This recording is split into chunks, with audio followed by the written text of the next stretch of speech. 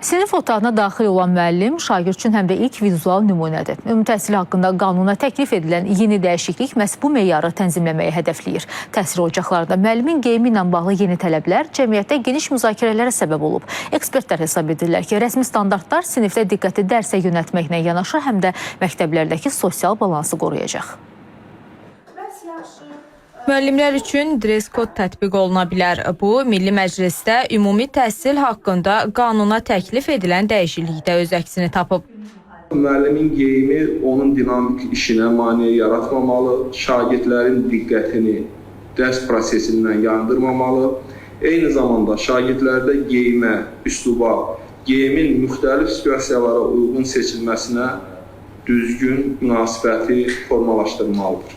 Heç şübhəsiz ki, sadə və səliqəli işgüzar üslub şagirdlərin diqqətinin dərs prosesindən yayılmasının qarşısını almağa kömək edəcək. Təklif cəmiyyətdə də geniş müzakirələrə səbəb olub.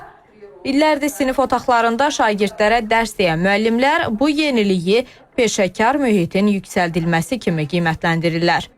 Müəllimlər həm təhsil verəndir, həm tərbiyəçidir. Müəllimlərin geyimləri də nümunə olmalıdır ki, şagirdlər müəllimlərdən geyim olaraq, mədəniyyət olaraq da bir forma götürsünlər. Müəllimlərin geyiminin idarə olunması məktəb daxili, yəni məktəb direktoru tərəfindən, məktəb heyəti tərəfindən təyin olunması daha doğru olar.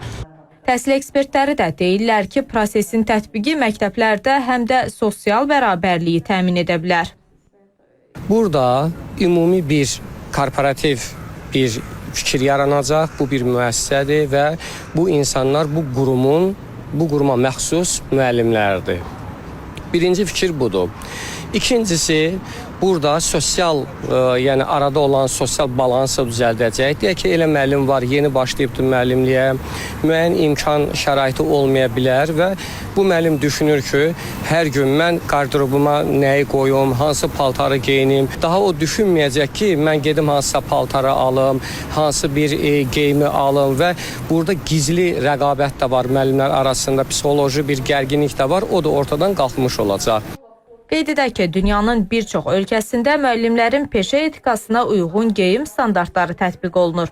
Azərbaycanda da bu istiqamətdə təklif edilən dəyişikliklərin yaxın günlərdə Milli Məclisin plenar iclasında müzakirəyə çıxarılması gözlənilir.